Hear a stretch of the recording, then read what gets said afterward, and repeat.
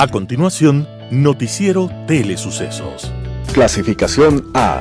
Apto para todo público.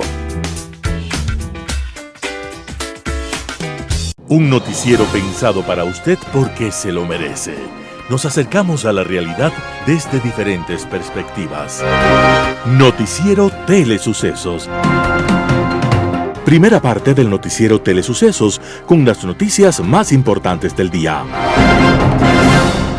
Bienvenidos a su Noticiero Telesucesos. Este espacio informativo llegó gracias a Preescolar El Parque. Estamos seguros de ser únicos por haber creado un lugar especial en que las fantasías de los niños se hacen realidad y haber desarrollado un lugar excepcional para crecer, aprender y ser felices. Con orgullo tenemos la certeza de que somos el centro de desarrollo infantil más avanzado de la ciudad. Comuníquese al 099 7372 081. Sean ustedes bienvenidos a su noticiero Telesucesos. Un día como hoy. Un atardecer, por un parque de la ciudad.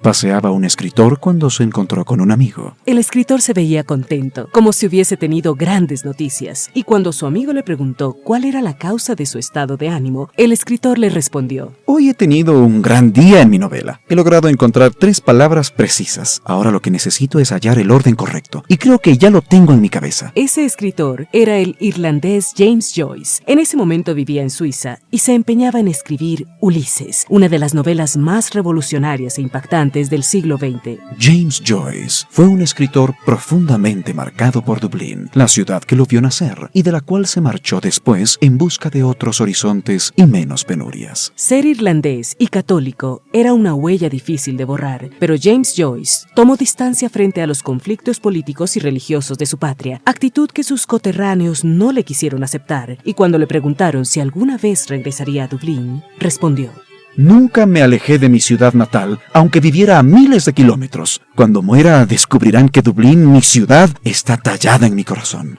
Joyce, el arquitecto de la gran novela del siglo XX, fue un irreverente vocacional que nos advertía acerca de sus ideas con esta frase: No me hables de patria o religión. Para el pensamiento y la dignidad, esas son redes tramposas de las que es urgente escapar.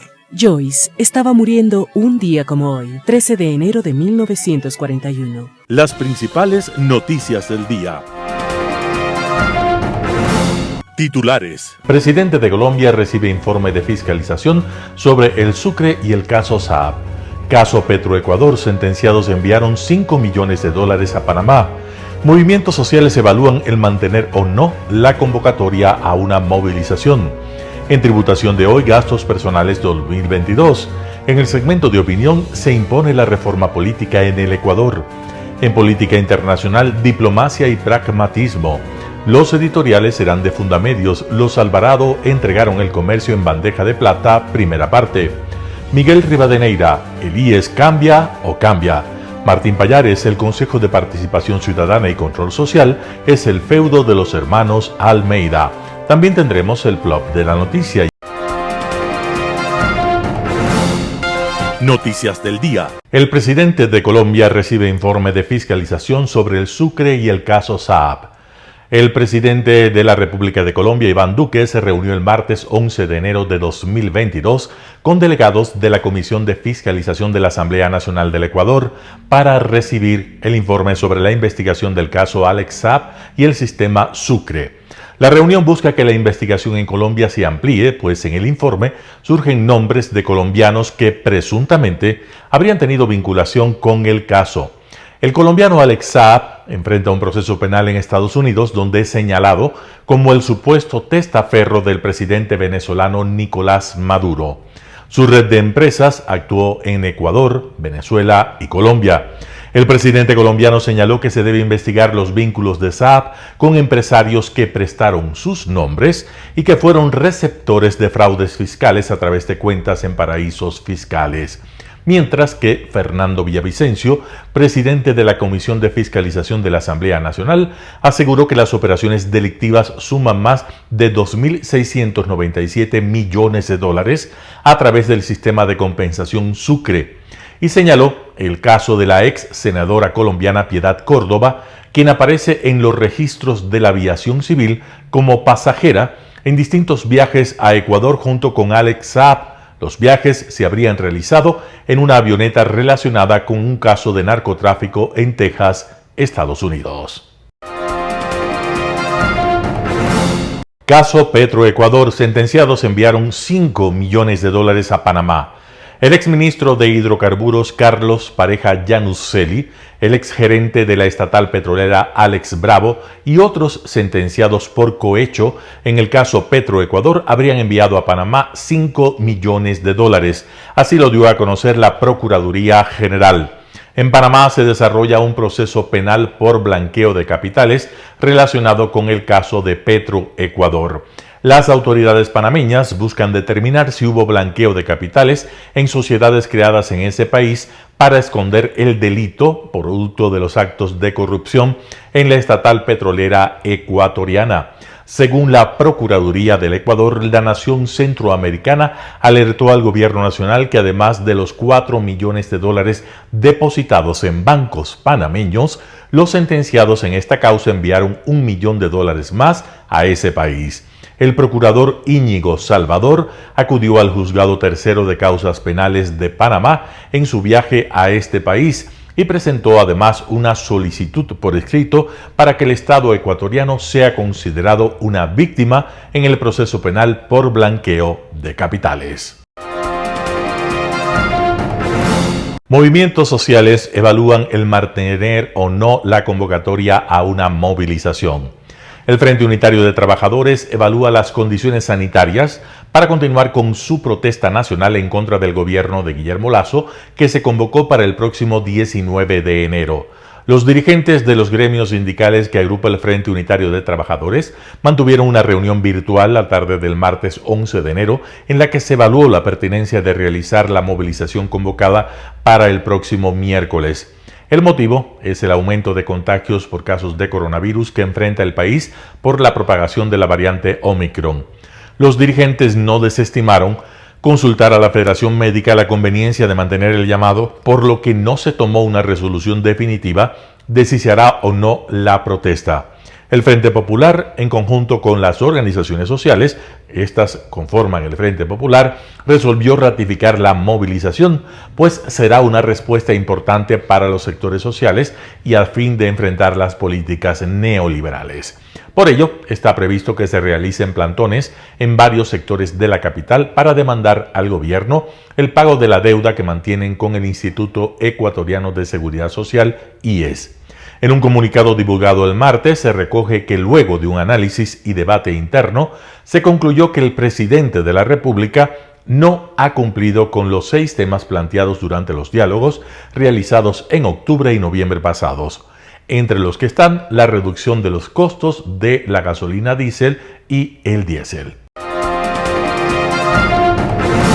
No sé si es que esto va en contra del COA, que en el artículo 63, y coincido con la duda que tenía el concejal Coyahuaso, en el artículo 63 sobre la votación de órganos colegiados de dirección, permite la opción de abstenerse al momento de votar. La Ley Orgánica de Empresas Públicas no hace remisión a los GATS respecto de... Era de darle duro a la coloma ahí. Lo que dice Luis Reina... Está abierto, me quiere dar duro, dice. ¿Me puede explicar? Le voy a dar duro a la coloma. ¿Qué quiso decir con eso? ¿Qué quiso decir con eso, concejal Reina? Adelante, concejala Luz Elena Coloma. Penoso, penoso, pero quedó grabado, todos escucharon, ¿no? Así funcionan. Muy bien. Tributación de hoy, con Cristina Trujillo. Soy Cristina Trujillo, de su programa Tributación de hoy, en su noticiero de Telesucesos. Vamos a hablar de los gastos personales y la obligación que tenemos los empleados en relación de dependencia en este mes de enero de presentar nuestro formulario de gastos personales a nuestros patronos. Es muy importante que usted sepa que por el artículo 104 del reglamento fiscal tenemos la obligación de presentar a nuestros patronos el formulario de gastos personales. Este formulario de gastos personales es una proyección de los gastos personales que usted tiene que presentar como rebaja por uso de gastos personales. ¿En qué conceptos? En educación, arte, cultura, salud, vestimenta, alimentación, vivienda y turismo nacional. ¿Hasta por qué valor? El máximo de los gastos personales que usted podría presentar a su patrono es por el valor nada más y nada menos de 5.037,55. Ese es el valor máximo de gastos personales que a la vez le va a garantizar una deducción o rebaja máxima de 503,76 o máximo de 1.007,52. Porque recuerde que hoy los gastos personales constituyen un crédito tributario o una rebaja directa a su impuesto a la renta causado.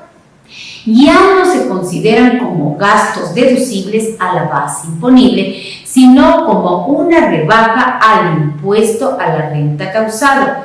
Esa fue una ventaja, o mejor dicho, una disposición de la reforma tributaria de que se le considere como crédito tributario y ya no como una deducción de gastos, sino como un crédito tributario que debe ser el primer crédito tributario que se impute al impuesto a la renta causado. Si usted debe guardar comprobantes de venta válidos, sí, por supuesto, por un valor equivalente a los $5,000 aproximadamente que yo ya he mencionado, pero debe guardar comprobantes de venta para que tenga derecho a este crédito tributario al máximo que yo he mencionado, para que usted pueda compensarse. Hoy los gastos personales son crédito fiscal, rebaja al impuesto causado. Estos gastos personales que nosotros vamos a tener derecho, las personas naturales, se encuentran estipulados ya en un artículo numerado a continuación del artículo 10. En el artículo 34 de nuestro reglamento fiscal nos detallan los diferentes conceptos en estos grupos ya mencionados de los diferentes gastos personales que usted puede tener. Anteriormente teníamos límites internos por los tipos de gastos personales.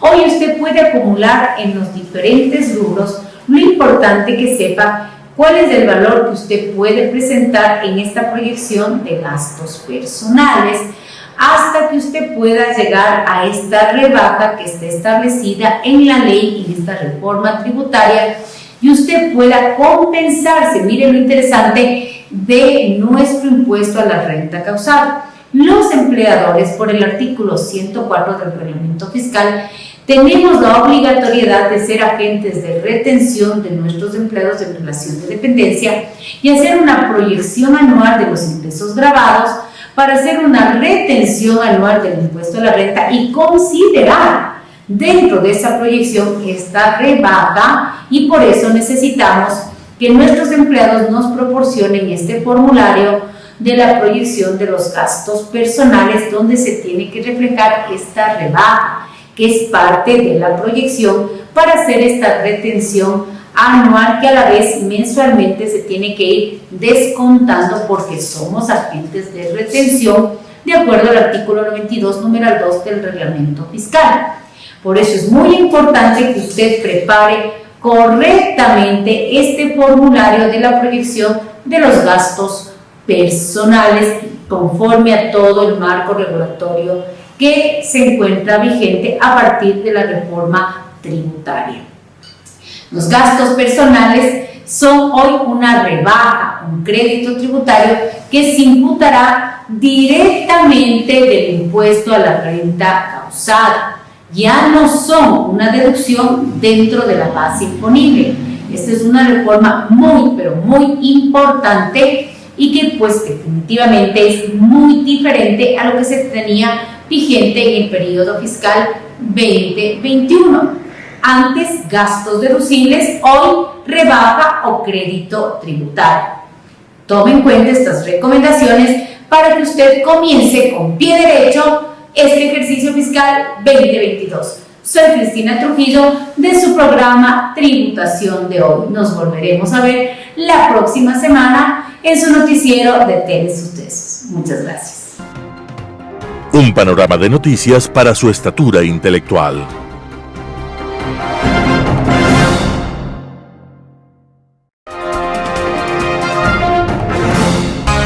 Poder Ciudadano con el doctor Patricio Quijón. Se impone la reforma política en el Ecuador. El desencanto de los ecuatorianos sobre la clase política crece día a día.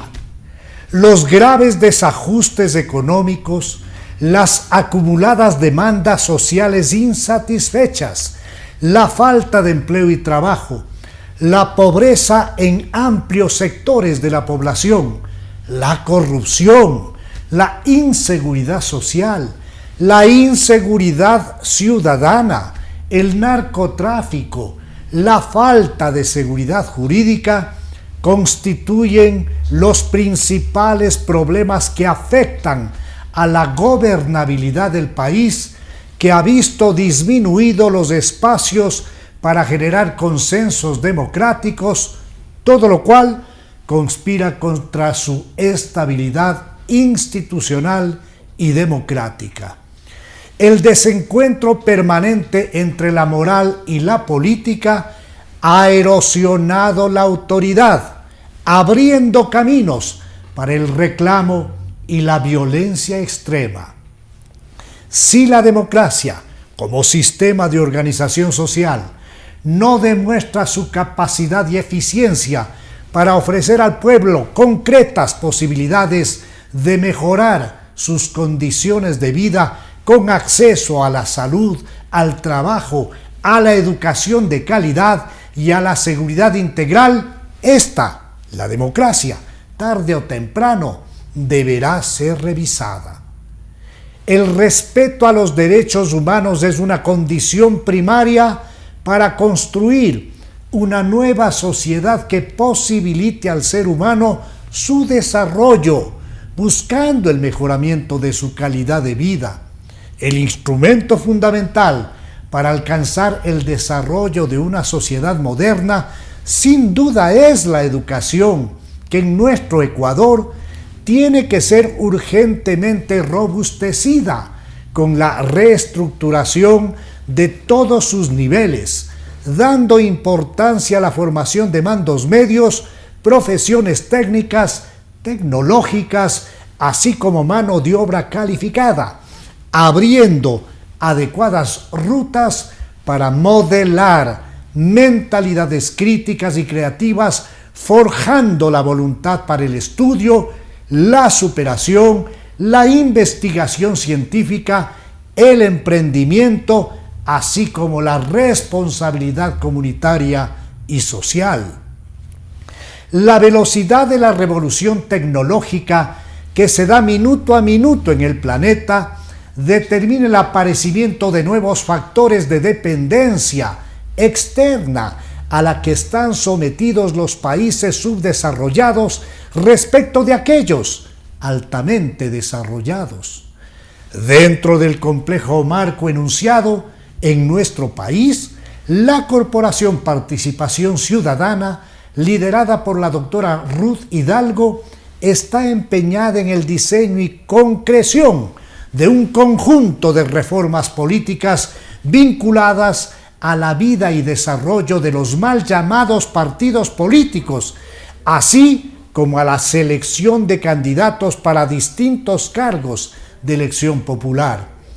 Considero que se hace urgente que desde la ciudadanía se alimente de insumos y propuestas concretas para que la reforma planteada logre ir a la reparación integral de aspectos fundamentales que han sido debidamente determinados y que tienen que ver con la ausencia de verdaderos partidos políticos ideológicos, carentes de escuelas de capacitación y análisis de la realidad seccional y nacional, que trabajen en forma permanente buscando desde el gobierno local o nacional o fuera de él alternativas viables de solución de los múltiples problemas que afronta el Ecuador.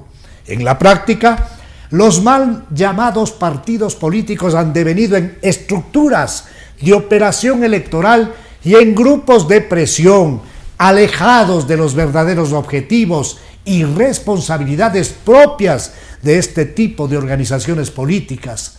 La Asamblea Nacional, es el claro reflejo y resultado concreto de la irresponsabilidad y mediocridad de los partidos políticos a la hora de seleccionar candidatos.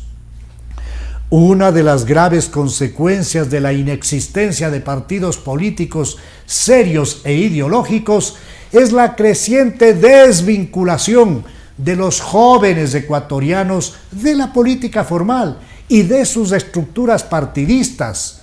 En un estudio desarrollado por la Fundación Española SM, se establece que el 85% de los jóvenes no creen en los partidos políticos, predominando en ellos la desconfianza en la clase política a la que le vinculan en forma directa con la corrupción y el inmoral aprovechamiento de cargos públicos.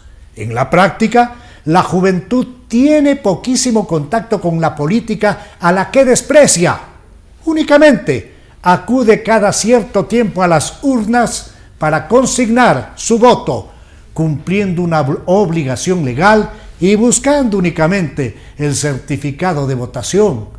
La creciente crisis fiscal, la inercia del sistema educativo han determinado que la educación no sea necesariamente el vehículo seguro del progreso social. Los jóvenes sufren de discriminación laboral y falta de oportunidades, más allá de los cartones que logren acumular, lo que incrementa en forma peligrosa su frustración y desencanto.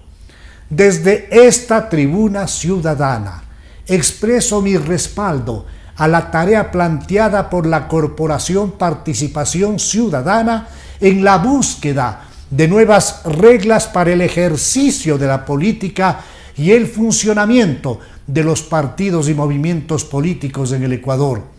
Ha llegado la hora, ecuatorianos, de parar la proliferación de membretes electorales que se compran, se venden o se alquilan y que a la fecha llegan a la cifra de 250 organizaciones que se han encargado de debilitar la credibilidad en la democracia, puesto que su fortalecimiento depende directamente del trabajo responsable de su clase política, que actúa a través de las estructuras partidarias actualmente vaciadas de objetivos nacionales, credibilidad, respeto social y confianza. Global Hoy con Alan Carney.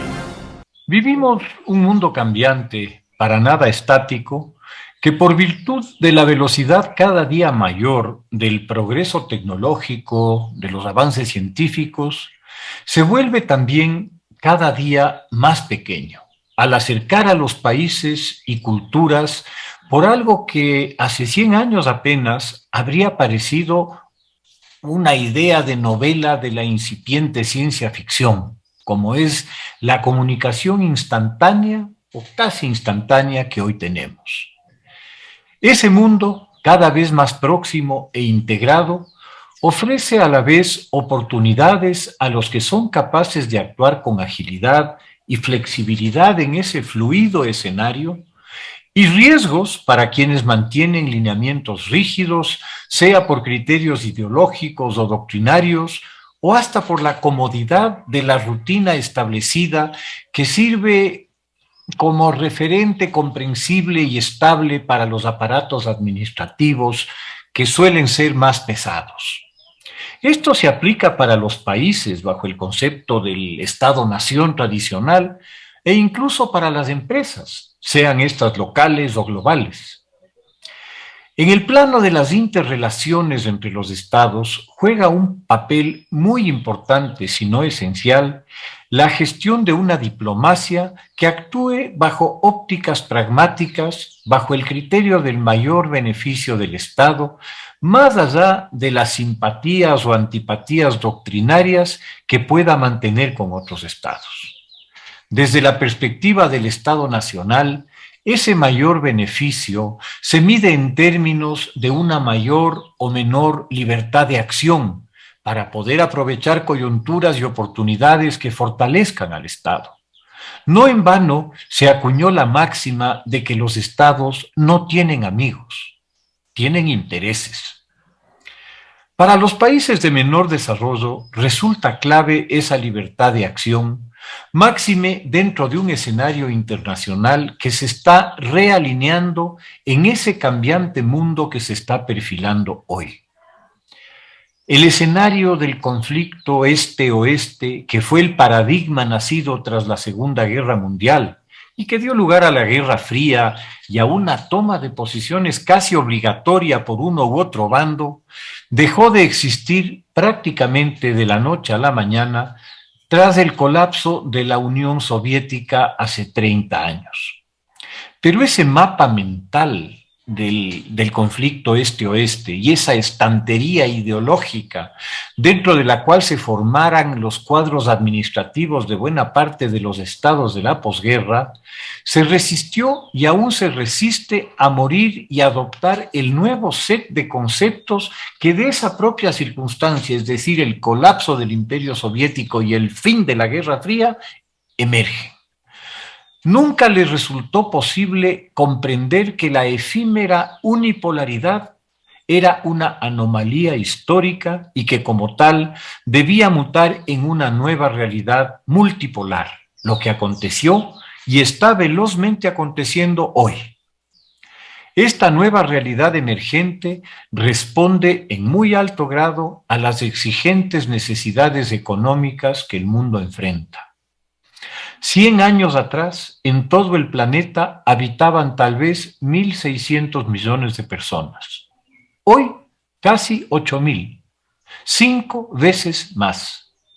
100 años atrás, el mundo había salido del peor conflicto en su historia, la Primera Guerra Mundial, que fue un enfrentamiento entre varios miembros de lo que llamamos el mundo occidental, pues era este el detentador de una aplastante hegemonía global que se había estructurado a lo largo de 500 años, durante los cuales ese mundo impuso su superioridad tecnológica y científica que se tradujo en su ascendencia económica y militar. Y esta guerra sería tan solo el abreboca para la segunda, en un acto de suicidio colectivo del mundo occidental, cuyas consecuencias están apreciándose recién gracias a la perspectiva temporal que hoy tenemos. Es dentro de este contexto en el que se debe mirar la anunciada visita del presidente Lasso a China el próximo mes de febrero, en coincidencia con la inauguración de los Juegos Olímpicos de Invierno en China. Es importante destacar esta coincidencia de cara al boicot diplomático planteado por los Estados Unidos a esos Juegos como sanción moral por el trato a la minoría uigur en Xinjiang por parte del gobierno chino. El boicot resulta ser totalmente ambiguo, pues no incluye a los atletas que sí participarán en los Juegos, en contraposición al boicot a los Juegos Olímpicos de Moscú en 1980. La nueva realidad que ha emergido del siglo pasado, tan marcado por la violencia y el dogmatismo ideológico, nos muestra de manera inequívoca la transición de un eje comercial preponderante centrado en el Atlántico, entre el mundo europeo, el americano y el africano, por un nuevo escenario. El escenario Indo-Pacífico, donde se ha concentrado ya la mayor capacidad productiva industrial del planeta y está en marcha también el más espectacular desarrollo de las capacidades tecnológicas y científicas, con una enorme inversión de recursos económicos y sobre todo humanos. ¿Dónde? En el campo de batalla esencial de cara al futuro, la ciencia y la tecnología. El ámbito Indo-Pacífico reúne además a cerca del 50%, algo más del 50% de la población mundial, y es donde se ha producido en los últimos 30 años el más potente crecimiento económico del mundo. Es decir, se han combinado por una parte un creciente poder adquisitivo y una escala poblacional que la convertirá en muy corto plazo en el principal escenario del comercio mundial para el futuro a corto y largo plazo. El llamado siglo del Pacífico está ya aquí y ha venido a quedarse. Los esfuerzos que se hagan para integrarse a esta enorme esfera comercial serán decisivos para los países ribereños. El objetivo del presidente Lasso, integrarse a la Alianza del Pacífico y acercarse comercialmente al Asia Oriental, es un objetivo nacional de primera magnitud, y buscar una renegociación de la deuda con China, aprovechando el marco de su visita a Pekín, justamente en la fecha en que lo hace, es una estrategia muy sensata. El nuevo canciller Juan Carlos Holguín tuvo una destacada participación en el programa estrella del gobierno nacional, el de la vacunación masiva de la población, para lo cual se vinculó con las autoridades chinas pertinentes para la obtención de vacunas en un momento de intensa demanda de las mismas, alineando la política del Ecuador con la estrategia diplomática china de las vacunas. El resultado altamente exitoso para el país señala claramente el éxito de una ruta de pragmatismo que es la correcta, sin distanciarse de ninguno de sus socios comerciales importantes y menos aún de las fuentes de financiamiento que el país seguirá requiriendo a futuro. Se deberá, esto sí, transparentar los términos de cualquier negociación tras las pasadas y poco felices transacciones con China en términos de costo financiero, garantías y cláusulas secretas que siembran todo tipo de dudas y de suspicacias. El éxito de la gestión del nuevo canciller será el del país. Que así sea. Muchas gracias. Editorial. Los Alvarado entregaron el comercio en bandeja de plata. Primera parte del artículo publicado por Fundamedios. Vender uno de los medios de comunicación más importantes de Ecuador en plena época de la autodenominada Revolución Ciudadana no fue una tarea sencilla. Ángel González, magnate mexicano de telecomunicaciones conocido como el Fantasma, necesitó, además de la billetera y los millones necesarios, esquivar los controles internos del correísmo y contar con buenos aliados políticos mediante lobby, órdenes a mandos medios y ajustes normativos de última hora.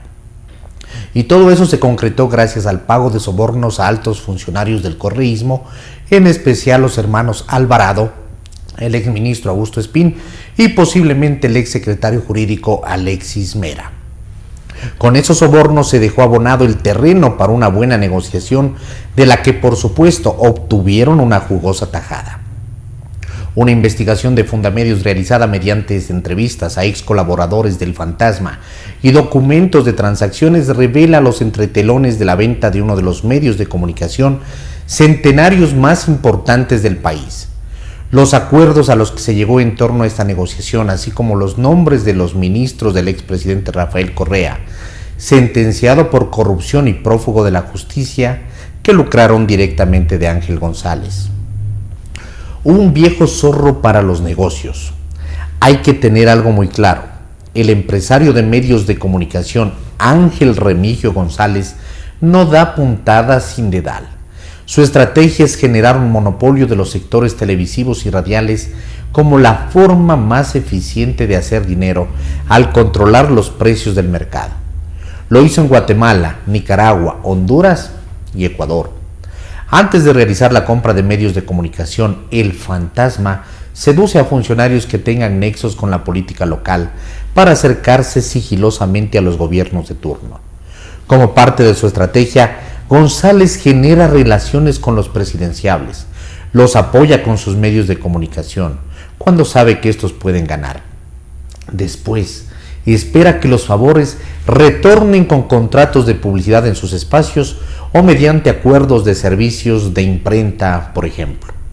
Este modus operandi del Fantasma se describe en los documentos que aparecieron en el juicio en el estado de Delaware entre Carlos Lorefice y Ángel González. Esto fue corroborado por un ex alto ejecutivo de Albavisión que participó en varias de estas operaciones. Según él, Ángel Remigio González no viaja fuera de Estados Unidos y permanece la mayor parte del tiempo en su mansión de Key Biscayne. Si los interesados no viajan a Miami para cerrar los acuerdos políticos, por lo general en restaurantes, se instrumentan por intermedio de su gente local, que tienen contacto directo con las segundas líneas de los presidentes, ministros, secretarios. En Ecuador, el fantasma encontró en los hermanos Vinicio y Fernando Alvarado Espinel los aliados perfectos. En especial, Fernando Alvarado, quien manejó entre 2009 y 2015 la comunicación del gobierno de Rafael Correa. Los hermanos llegaron a no ser solo la mano derecha de Correa, sino el nexo más fuerte con González. ¡Bingo! El fantasma dio en el clavo. La venta del comercio. Según la fuente a la que accedió Fundamedios, los hermanos Alvarado sugirieron a Ángel González la compra del diario El Comercio. Esta habría sido la primera vez que el fantasma se involucra en los medios gráficos. Para animarlo, la misma fuente señaló que los Alvarados le ofrecieron pauta oficial en sus nuevos medios impresos, contratación de los servicios de imprenta, un nuevo canal de televisión, una de las exigencias del fantasma para comprar El Comercio, así como la regulación y entrega de 8 frecuencias de radio en sus manos. A cambio, pidieron parte del control editorial del diario para favorecer al correísmo y $530,000. Un documento del grupo interno de Ángel González titulado ECU, detalle, negociaciones de JMB e IB, al que tuvo acceso Fundamedios, describe el plan de pago que se realizó para Ecuador. Un desembolso de $150,000 por la entrega de la frecuencia de Canal 11, actualmente TVC, y otro pago de $350,000 por la regulación y entrega de las frecuencias de Galaxy Estéreo, Joy Estéreo, Metro Estéreo, Tropicálida FM Estéreo, Alfa Estéreo, Fabu Estéreo, HN Radio y Radio Quito. Para González fue el momento preciso para hacer negocios, ya que tuvo en la mira desde 2014 los negocios que podían llegar con la adquisición del comercio. No solo la publicidad oficial ofrecida por los hermanos Alvarado, sino La Reina, una de las imprentas más grandes de Latinoamérica, adquirida por Guadalupe Mantilla de Acuaviva en una época de bonanza del diario en 2010. Como parte del negocio, también le ofrecieron la impresión de todo el material gráfico de ese gobierno, como libros escolares, volantes, afiches. A González le interesó el comercio por la cantidad de inmuebles que tiene, entre ellos el edificio aragonés en el sector de La Paz, norte de Quito, una casa patrimonial en la avenida Colón y el extenso terreno donde funciona la sede principal en San Bartolo, al sur de Quito. A su vez, la familia de Guadalupe Mantilla de Acuaviva, heredera de los fundadores del comercio, optó por vender el medio de comunicación por un problema de salud de Fabricio Acuaviva Mantilla, hijo único de la sucesora del emporio mediático quiteño. El emisario entre el fantasma y los Alvarado. Fernando y Vinicio Alvarado buscaron a alguien para que fuera el intermediario del negociado con el fantasma y encontraron un aliado perfecto, José María Bacheli Ortega, un cantante de baladas español que tuvo su auge en los 80. Por un sueldo de $15,000 mensuales, fue el nexo entre los ministros del correísmo y el zar de medios. El dinero era entregado por la gente de González a Bacheli, alias el cantante, y este se lo daba a los Alvarado. El documento, ECU, detalle negociaciones de JMB e IB, especifica que los pagos se realizaron por partes, a medida que las negociaciones avanzaban y se concretaba la entrega de frecuencias de radio y televisión. Por ejemplo, el desembolso de $150,000 se hizo así: una transferencia a la compañía Galápagos JMB por $28,000 y otro pago de $22,000 con cheques. Los $100,000 restantes se entregaron cuando estuvo el documento de adjudicación de Canal 11 a su favor. Tal como estaba pactado, los pagos se realizaron desde empresas relacionadas con los testaferros de Ángel González a Galápagos JMB LLC, una sociedad radicada en la isla de Nevis, lugar conocido entre los paraísos fiscales más secretos del mundo y con cuenta bancaria en Wells Fargo de Estados Unidos. Esta empresa está a nombre de la ex Miss Ecuador, Yanela Avellaneda, y de su esposo, José María Bacheli Ortega. Prolaza S.A., una sociedad panameña creada en 1975, realizó los pagos a Galápagos JMB LLC por $7,000 y $8,000.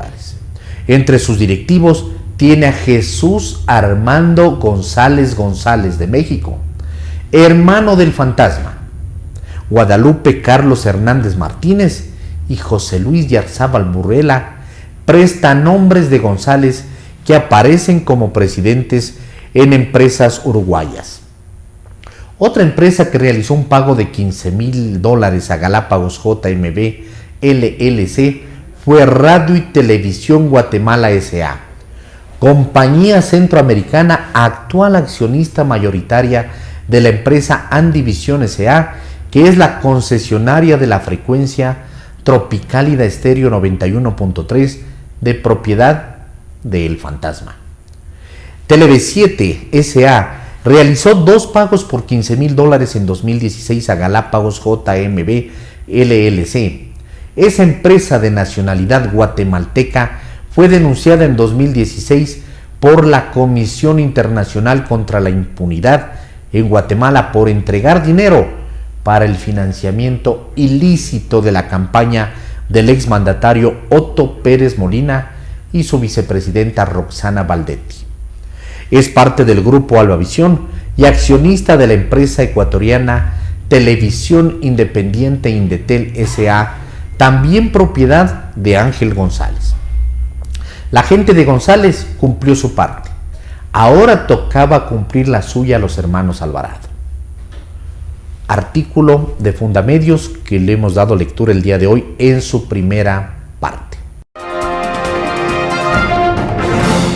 IES, Cambia o Cambia, por Miguel Rivadeneira, El Comercio. El Seguro Social tiene un desafío en este nuevo año. O cambia, porque de lo contrario su situación se va a deteriorar aún más y se enrumba al despeñadero. Necesita una urgente reforma integral y estructural, de la que muchos hablan a su turno cuando llegan a los cargos, pero pocos hacen en la práctica. A ello se suma la inestabilidad que se refleja cada cierto tiempo por el cambio de autoridades. ¿Qué hacen en concreto durante años no justificativos, quejas, críticas ni diagnósticos los delegados de trabajadores y empleadores en el Consejo Directivo en favor de afiliados, jubilados, pensionistas, en salud, servicios, porque son parte del problema? Cada vez la situación es peor. Sus fondos, especialmente de salud y de pensiones, están casi quebrados y se necesitan ingentes recursos para su recuperación. Se requiere una estrategia y un plan que se apruebe y se exhiba con transparencia, además de reformas legales. Se necesita optimizar sus recursos, reducir su burocracia, que haya transparencia en la información, combatir la corrupción que tanto le ha afectado y que poco se ha hecho para limpiarla. Lo más grave es la falta de voluntad política de los gobiernos de turno que se han sucedido para afrontar este problema. Lo que han hecho es poner parches y patear la pelota hacia adelante para que asuma el problema el siguiente hasta que en algún momento estalle la bomba. Cada año se escucha que faltan balances actuariales actualizados, que se ha conformado una comisión del IES y del Ministerio de Finanzas para ponerse de acuerdo en las deudas, pero eso demora. Se da largas, dada la dimensión de las cifras, y se evita resolver el problema. Mientras tanto, los responsables de la crisis, bien gracias, viven en la impunidad. ¿Quiénes dirigieron el Seguro Social, especialmente en los años del nefasto correísmo, que multiplicaron la burocracia, dejaron de pagar el 40% del Estado para el fondo de pensiones, acumularon la deuda en salud? Luego tuvieron la audacia de decir que no había deudas. Miguel Rivadeneira, El Comercio. El Consejo de Participación Ciudadana y Control Social es el feudo de los hermanos Almeida. Martín Pallares, 4 Pelagatos. Papá Pitufo es mencionado casi a diario en el Consejo de Participación Ciudadana y Control Social, ya sea en conversaciones, correos electrónicos o chats de WhatsApp. Y cuando se menciona a Papá Pitufo, todos saben de quién se está hablando. De Pedro Almeida, el papá de la presidenta del organismo, Sofía Almeida, la persona alrededor de quien venía operando hasta la semana pasada la mayoría que socialcristianos, correístas y ex-MPD articularon para designar a las autoridades que ese organismo nombra, entre ellas el Contralor y los superintendentes. Pedro Almeida es en realidad el factotum del Consejo de Participación Ciudadana y Control Social. Todos los temas relevantes pasan por sus manos y no hay consulta sobre algún tópico delicado que tenga que hacerse uno de los funcionarios que no llegue a su conocimiento. Él es el que lo resuelve. Igual ocurre con los consejeros.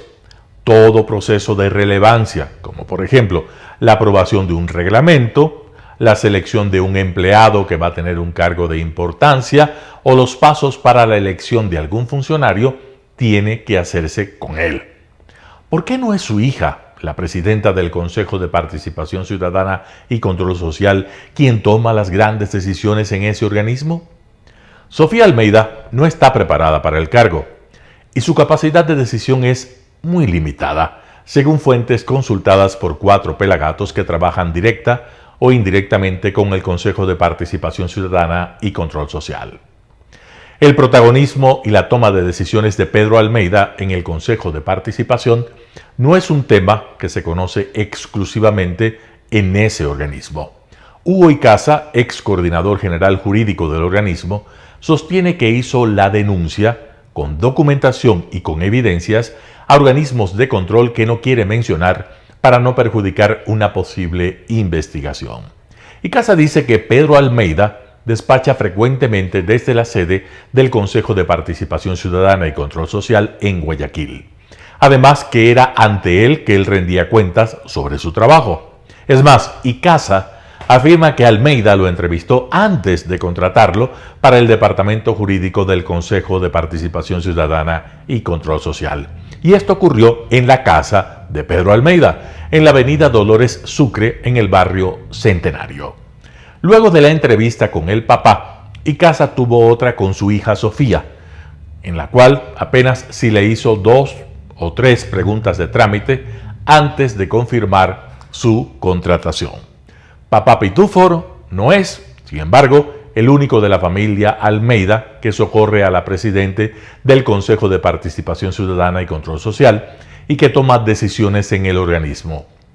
Su tío, Luis Almeida, conocido como el Guacharnaco, también es decisivo. Si su hermano Pedro es el factotum, Luis es el brazo político que la defiende en la Asamblea y quien hace las operaciones políticas con la cúpula del Partido Social Cristiano. Esto se evidenció el día en que los miembros del Consejo de Participación Ciudadana y Control Social fueron hasta la Comisión de Fiscalización de la Asamblea, donde Sofía Almeida apenas si podía responder las preguntas que le hicieron sobre la elección de un defensor del pueblo transitorio que no cumple con los requisitos para ejercer el cargo. Según Hugo Icaza, si Pedro Almeida es quien toma las decisiones más importantes, su hermano Luis Almeida es la fuerza de choque que necesita Sofía Almeida. Los 2 hermanos Almeida fueron cercanos colaboradores y partidarios de Lucio Gutiérrez durante su gobierno. Pedro sigue siendo parte del círculo más cercano de Gutiérrez en su provincia Los Ríos. Luis Almeida, en todo caso, también parece influir en las decisiones del Consejo de Participación Ciudadana y Control Social. El más reciente caso es el de la nominación de su asesor en la Asamblea Nacional como candidato del Consejo de Participación Ciudadana y Control Social para ser uno de los futuros jueces de la Corte Constitucional. Se trata de Jorge Sosa, quien aparece como asesor nivel 1 de Luis Almeida, hasta el 31 de diciembre en los documentos de transparencia de la Asamblea y antes también lo había sido de Sofía Almeida en el Consejo de Participación Ciudadana y Control Social. Sosa fue además abogado de Radio Morena, que es propiedad de Luis Almeida. Precisamente el asambleísta Almeida gestionó que la Asamblea le confiriera a Sosa la condecoración Vicente Rocafuerte, la de mayor importancia que otorga ese organismo, lo que en efecto ocurrió en una ceremonia en el Parque Cultural Garza Roja en Guayaquil. La condecoración se la colocó la social cristiana Geraldine Weber y ahí estuvo presente, obviamente, Luis Almeida. El patronazgo de los hermanos Luis y Pedro Almeida en el Consejo de Participación Ciudadana y Control Social no solo tiene fundamentos familiares. Luis Almeida es el enlace que el líder social cristiano Jaime Nebot tiene en ese organismo y su trabajo es el de velar por los intereses del ex alcalde de Guayaquil y de la cúpula social cristiana al momento de nombrar a las nuevas autoridades de control. Esa es la explicación, sin duda, de que sí, el interior del bloque social cristiano en la Asamblea hay un serio malestar por el protagonismo de Almeida en el Consejo de Participación Ciudadana y Control Social, porque no lo consideran como parte de su partido, sino como un advenedizo. En los hechos, nadie dice, esta boca es mía. Martín Pallares, 4 Pelagatos.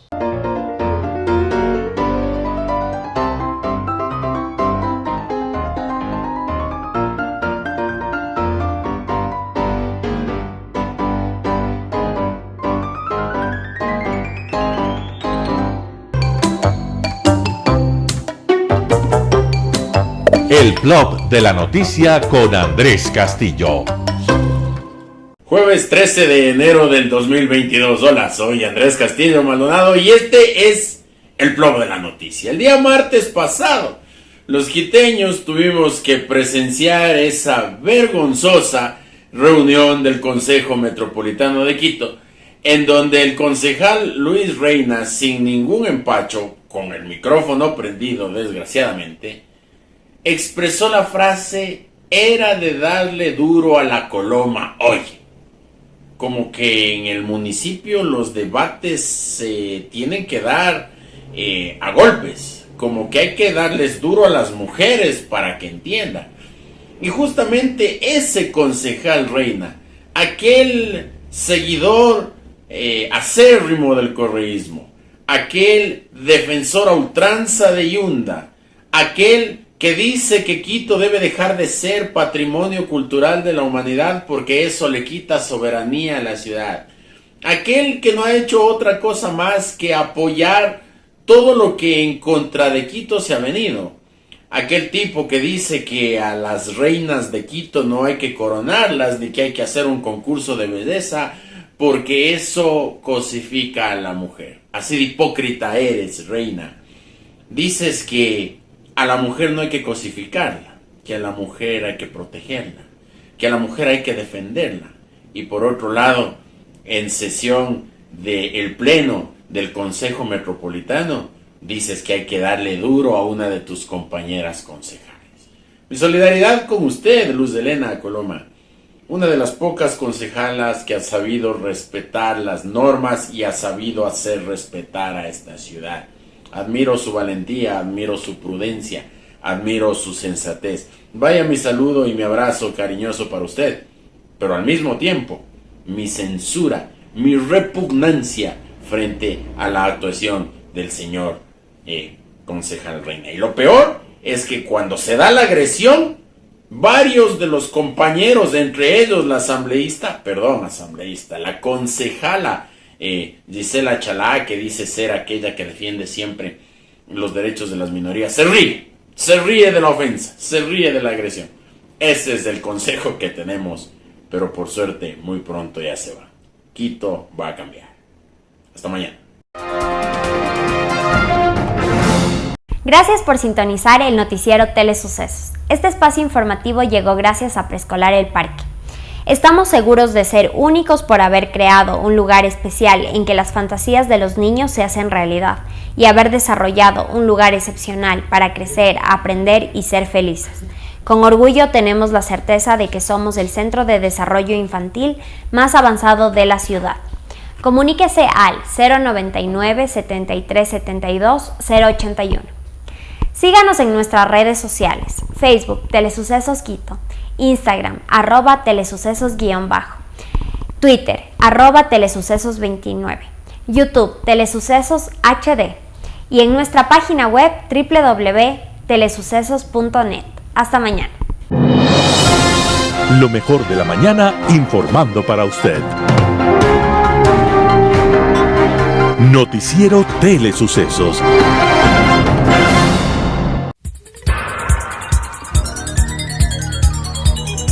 Las opiniones vertidas en este espacio por la producción y dirección del programa son de exclusiva responsabilidad de sus autores y de quienes intervienen en ellos.